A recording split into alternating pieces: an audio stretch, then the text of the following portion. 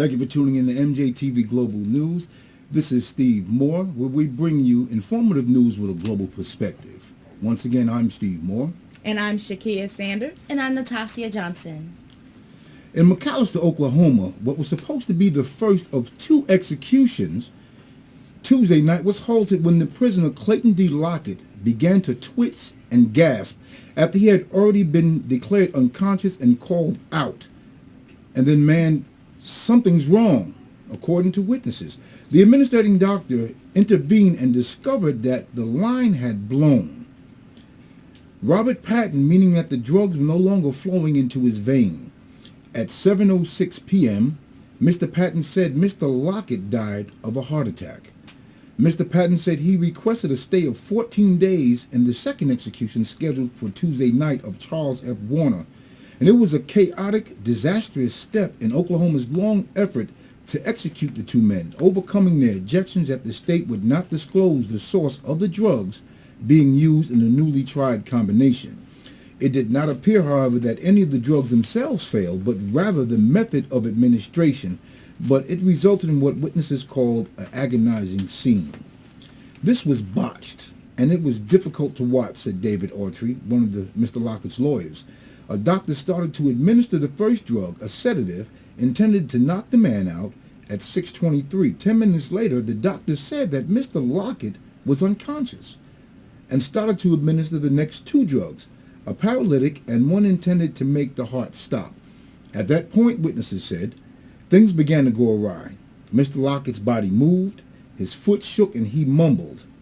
At 6:37, he tried to rise and exhaled loudly. And at that point, prison officials pulled a curtain and discovered a vein failure. Natasha? Thank you, Steve. The International Monetary Fund has cut its 2014 growth forecast for Russia, according to the fund's mission chief Antonio Spilimbergo, adding that the country is already experiencing a recession. Spilimbergo also told reporters that international sanctions imposed on Russia over the crisis in Ukraine and the threat of more to come were hurting the economy and threatened investment. He said that IMF expected Russia to grow just 2% this year compared with an earlier forecast of 1.3%, added that there was considerable downside risks. The economy contracted quarter on quarter in the first 3 months of this year, and the Spilimbergo's comments made clear he expected further contraction. He said the IMF forecast was for 1% of growth in 2015. The fund's projection for capital outflows was in line with the Russian government's own forecast. The central bank has said nearly $64 billion left Russia in the first quarter of 2014. The IMF expects a capital outflow of $100 billion this year. Spilimbergo said the central bank's decision to raise interest rates last week would reduce inflation, but it would not be enough. The IMF said depreciation in the ruble will put the pressure on inflation, but forecast consumer prices would rise to 6% in 2014. According to Spilimbergo, Russia needs to ensure macroeconomic stability to offset the impact of global tensions. He said the country also needs a flexible exchange rate and a tighter fiscal policy to overcome economic hurdles, but the government has been right to stick with a budget rule limiting government spending. To you, Shakia. Thank you, Natasha. At least 37 people were killed in the explosions in the Syrian city of Homs, officials say. The attacks, which involved at least one car bomb, also injured dozens. Earlier, at least 14 people were killed and more than 80 wounded in a mortar attack on a technical institute in central Damascus. The attacks came a day after President Bashar al-Assad registered to stand for re-election, defying calls to step down as a way of ending Syria's civil war. There are conflicting details about the number of deaths, and the government held predominantly Alawat district of Zaira, east of the old city in Homs. A government official said at least 37 people were killed and 85 hurt. The Syrian Observatory for Human Rights gave the same death toll figures, which was 80 injured. 45 had died in total, including 36 killed by the car bomb and another 9 by a rocket that followed. Homs has been a key battleground for the government forces and rebels, with large parts of the city in ruins. Stay tuned. We will be right back.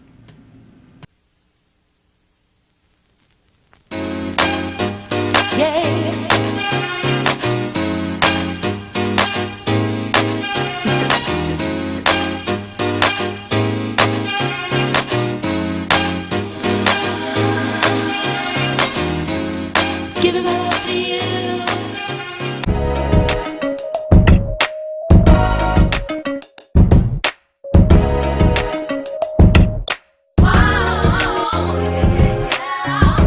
Don't stop giving love, baby. I won't stop giving love.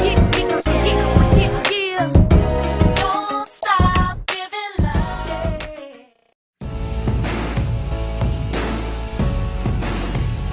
Sound like one big joke to me. Are you sure you weren't just hearing things? Because I have to tell you all the time about watching all those horror flicks. Your life is just like one big interesting movie, always. I don't know. It was probably just a prank. You know you are the new kid on the block. What about the dreams? Well, you are a fighter, and you never let things defeat you, so maybe the dream was a way to remind you of your inner warrior. There's a little girl in intensive care right now, fighting for her life. And I have 3 children that said that you're the one that did it. Well, I'm sorry for the girl that's in intensive care. And the 3 girls, they're just haters. How do you know that they were girls? I only said children. So what seems to be the problem here? My problem is with him. And my problem is with her. Okay, well, that's not going to get us anywhere. Is there any infidelity? Money missing from the household? Dawn, let's start with you. All right, listen up. We are auditioning for actors. So if you sing or dance, good for you. But don't. Unless Miss Kingston asks you, okay? Okay. All right, group 2, let's go. I'm not ready. I thought we had more time. You're not ready? Next. Denise, what are you doing here? I came to apologize. Look, I told you my family don't know about my lifestyle. Why can't you just call? I wanted to come and tell you in person. Maybe if your family met me, they wouldn't be totally against us. Look, that's not the point. Why don't you just respect what I'm saying and just leave? Oh, you think it's that easy to push me away like that? Look, you got to go, Denise.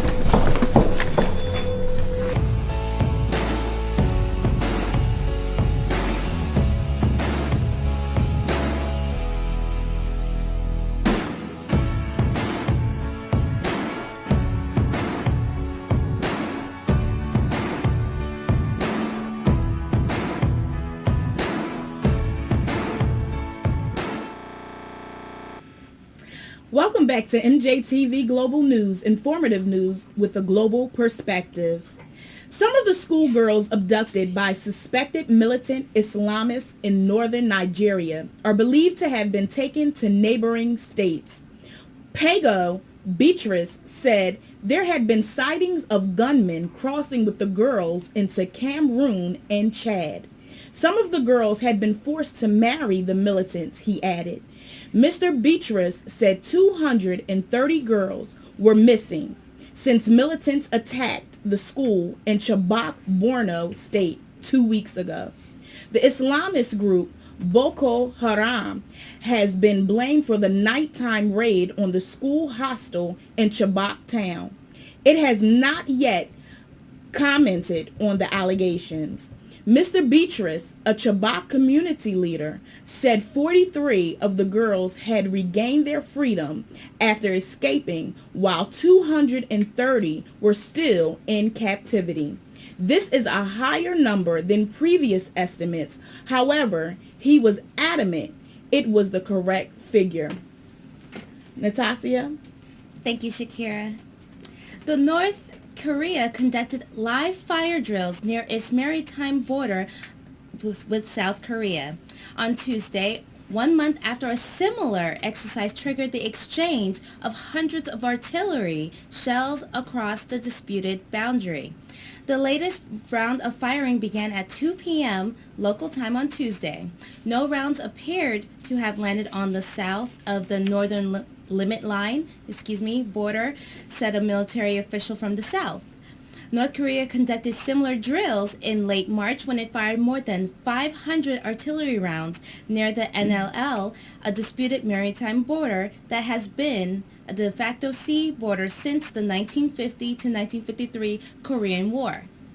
More than 100 rounds landed south of the border, prompting South Korea to fire hundreds of rounds back into the North waters. The NLL is an extension of the land border between the two Koreas stretching into the sea west of the Korean peninsula. South Korean military officials told local residents to seek cover in one of the many shelters dotted around the small fishing villages and farming hamlets on the islands. South Korea increased its military presence on the islands following the 2010 bombardment of an island by the North, which it said was in response to a South Korean artillery drills. To you, Steve. Thank you, Natasha. A couple who held hands while jumping to their deaths from the George Washington Bridge were being sought for questioning in the robbery and death of a relative before their suicide. Sources identified the couples as Nikki Hunt Sorello, 40 years old, and Gary Crockett, 41, both of Suffern, New York. The couple had no wallets or no identification with them when they leapt from the bridge around 11 a.m. Monday, but investigators were able to identify them after Suffern cops called Port Authority police to tell them that they thought they knew who these two were, a pair that they had been looking for. Relatives then identified their bodies. Police said that before the double suicide, one of the uncles of the jumpers had been found dead and his home burglarized. Among the items allegedly stolen was an AR-15 assault rifle. Sources said that both Hunt Sorelli and Crockett had drug addictions. We'll be right back after these words. Hey.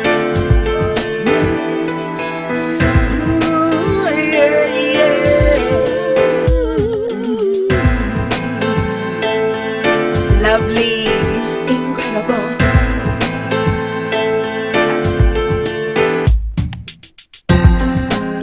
Like a dove flying in the sky, and the moon shining in the night. I can see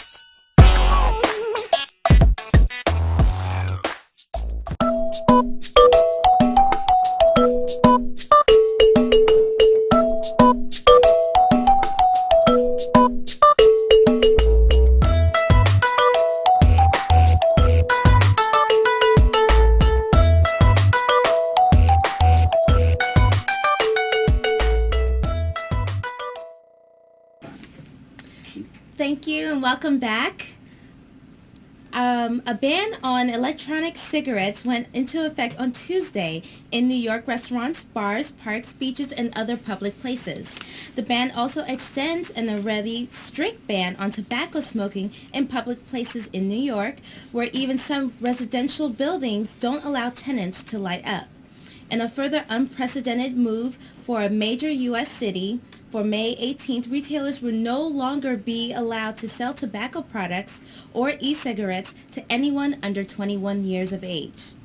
The restrictions on the use of the battery-powered devices is most indoor public places in Chicago also went into force on Tuesday.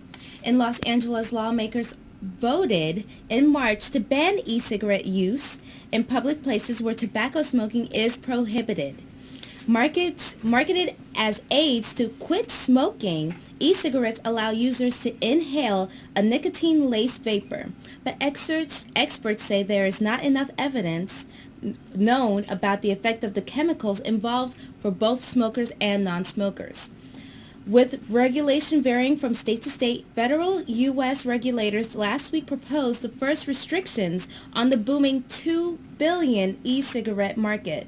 The new rules would bring e-cigarettes under many of the same rules that already apply to traditional cigarettes, including requiring sellers to enforce a minimum age restriction on those who wish to buy the products.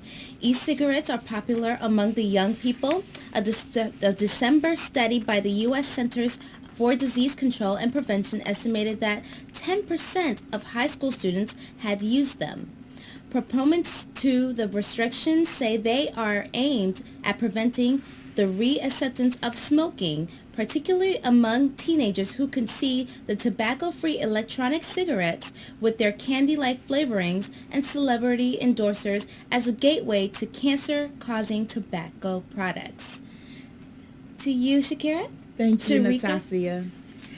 Legend has it that Hippocrates, the ancient Greek father of medicine, taught his students under a tree in the islands of Kos. More than 25 centuries later, experts in the U.S. have produced the first DNA barcode of the Oriental plane that is believed to be its descendant. The original tree died centuries ago, but the Greeks believe one of its descendants grow in the same place. In terms of symbolism, this is huge, said team member Amy Driscoll. Dr. Driscoll manages the Smithsonian's Laboratories of Analytical Biology, which carried out the barcoding. Hippocrates invented the idea that people with the same disease exhibit similar symptoms which produce similar outcomes. His book Prognosis was the first to compare cases in an organized study and remains the basis of the theory of modern medical diagnosis. Cuttings from this 500-year-old tree, a member of the Oriental plane tree species, have been presented as gifts to major medical institutions all over the world. One was planted at the National Library of Medicine near Washington, D.C., part of the National Institutes of Health. When the building opened in 1962, and the DNA barcode was created from this tree. Barcodes are fragments of DNA that are unique to individual species and serve as their genetic fingerprint. More than 200,000 have been collected as part of the DNA Barcode of Life project, which aims to create a database of barcodes from every species on Earth. Steve? Thank you, Shakira. In Washington, they are being pressed to react to a series of highly publicized rapes on college campuses. The White House on Monday released guidelines that increase pressure on universities to more aggressively combat sexual assaults on campus. The recommendation urges colleges, among other measures, to conduct anonymous surveys about sexual assault cases, adopt anti-assault policies that have been considered successful at other universities, and to do better to ensure that the reports of such crimes remain confidential. The guidelines are contained in a report by the White House task force that President Obama formed earlier this year, and the administration is likely to ask Congress to pass measures that would enforce the recommendations and levy penalties for failing to do so. The government will also open the website notalone.gov to track enforcement and provide victims with information. Colleges and universities need to face the facts about sexual assault, says Vice President Joseph Biden. No more turning a blind eye or pretending that it does not exist. We need to give victims the support they need, like a confidential place to go, and we need to bring the perpetrators to justice. The task force says that 1 in 5 female college students have been assaulted, but that just 12% of such attacks are reported. President Obama appointed the panel after a number of recent cases at Yale, Dartmouth, and Florida State. We have to crack down on sexual assault in universities and college campuses as we did in the military. We'll be right back after these messages.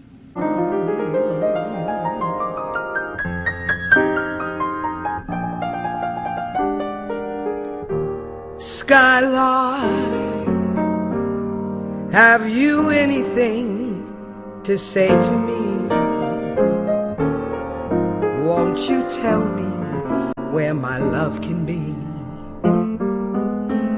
Is there a meadow in the mist where someone's waiting?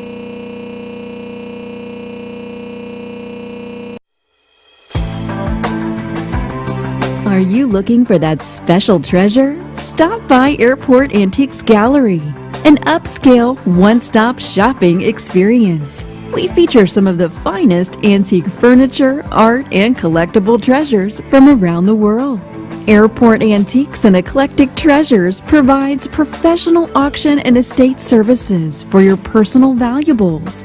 We turn your treasures into... Located at 3440 Lang Avenue, Hapeville, Georgia.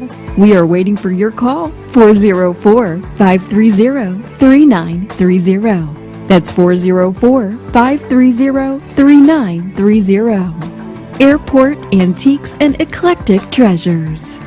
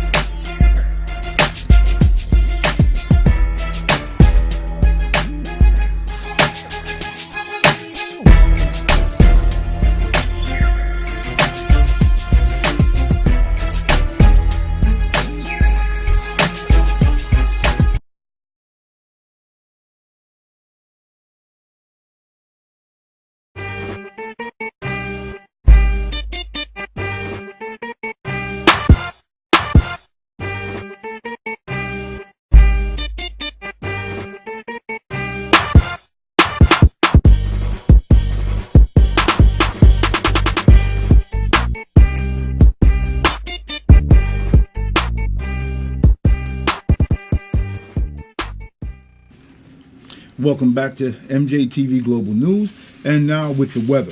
In LA, we have a beautiful, warm, balmy 93 degrees. Atlanta, we hit 77 today, partly cloudy, a little bit of rain. Chicago's at 54. New York City's at 54, a little chilly. Tampa's at a nice 93 degrees. In Damascus, Syria, they're at 84. In Cambodia, they're at 93. Armenia, they're at 79 nice degrees. Botswana, Africa, they're at 84. And in Denmark, they're at 63. Shakia? Thank you, Steve. There is skin that can be grown in the laboratory that can replace animals in drug and cosmetic testing in the UK Science. A team led by King College London has grown a layer of human skin from stem cells, the master cells of the body. Stem cells have been turned into skin before, but the researchers say this is more like real skin as it has a permeable barrier. It offers a cost-effective alternative to testing drugs and cosmetics on animals, they say. The outermost layer of human skin, known as the epidermis, provides a protective barrier that stops moisture escaping and microbes entering.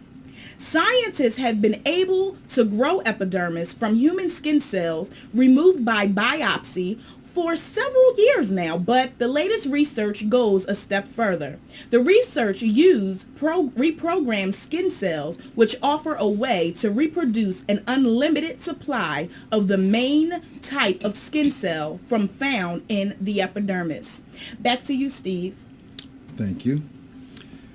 Now, I'm quite sure a lot have seen suspicious charges of $9.84, $10.37, $12.96 on your credit card or debit card statement lately. Well, you're not alone. In the past, there's been a criminal ring based in suburban Los Angeles that went to a bank and bought the credit card numbers of 2 million customers. The crooks put a small charge of less than $10 on all the cards each month, after month, and eventually stole hundreds of millions of dollars. Only 7% of people ever noticed these bogus charges. Now, we all talk about balancing our checkbooks and carefully vetting our credit card statements, but apparently it's just lip service. And now what's shaping up to be a similar scenario, people around the country are reporting mysterious charges from an entity called BLS WebLearn. This is according to consumerists. No one quite knows what's behind the latest, most common charges of $10.37 or $12.96, but consumerists think they may be linked to a previous flurry of scams. Now, the most likely theory is that these nominal amounts are being run to see if the credit card is active. If the charge goes through, the criminals know they can hit these cards for larger purchases.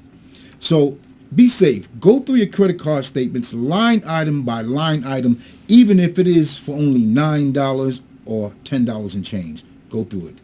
Natasha? Thank you, Steve.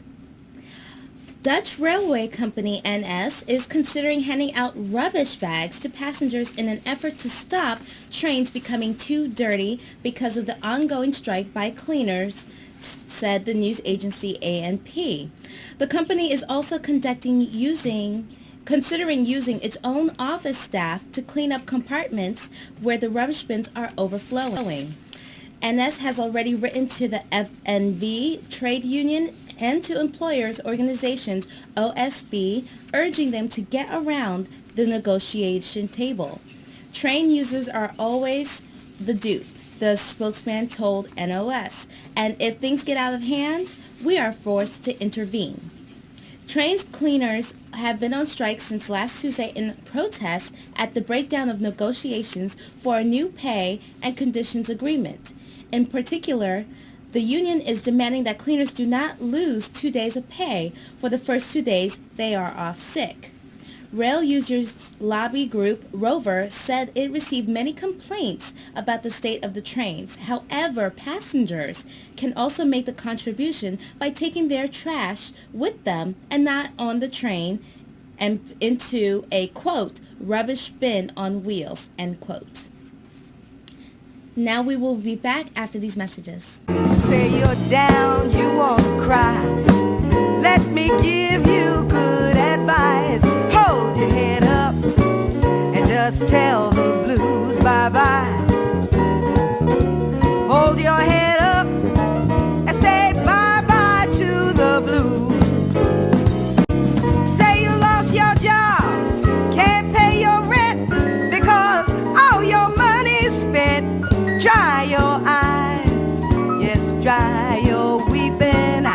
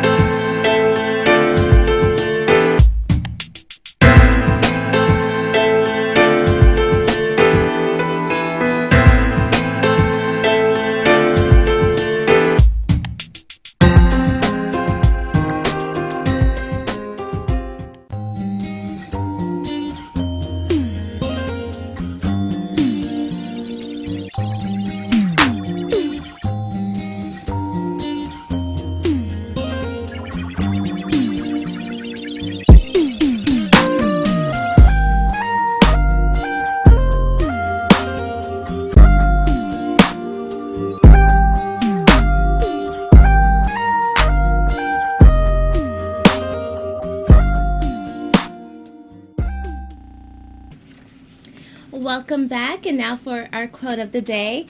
Hope is important because it can make the present moment less difficult to bear. If we believe that tomorrow will be better, we can bear a hardship today. And hopefully, I can bear saying my co-anchor's name correctly for next week. To you. Thank you, Natasha. I mean, who would have ever thought that the word bossy would be causing so many doubts in our teenage girls for becoming leaders? There's a study being done throughout Indiana and Ohio and all surrounding areas. Young girls attach negative associations to the word bossy, which means mean, arrogant, selfish, and power hungry, according to findings by the Girl Scout Research Institute. There is an actual ban bossy campaign that is going around. However, my question to you all is, should a word of such be banned, or should there be truth teachings to our females about leadership and how it relates to their unique identities? To you, Steve. Thank you. And now for my final, my funny story of the day. Now, kids, don't try this at home. A Florida man was able to get out of a potential arrest by flashing his genitals at a police officer. Law enforcement officials in Port St. Lucie received a complaint around 7:15 p.m. from a woman who suspected a man was doing something he wasn't supposed to be doing in his car while sitting in a CVS parking lot. The woman had not seen the man's genitals, but noticed he was making an up and down motion in the area of his crotch. By the time police arrived, the suspect had gone into CVS, and the responding officer approached him, and as he exited the store, the officer asked the man to think about what he did in the parking lot that would have brought attention to himself. The suspect responded that he had gotten the urge to scratch his genitals because of a rash he had. He then asked if he can show someone his rash just to prove that he was telling the truth. Apparently, police agreed, because the suspect presented his genitals to the officer, who verified that he did indeed have a rash. Thank you for joining us. Be safe. See you next week. Thank you. I'm Shakia Sanders. And I'm Natasha Johnson. And I'm Steve Moore.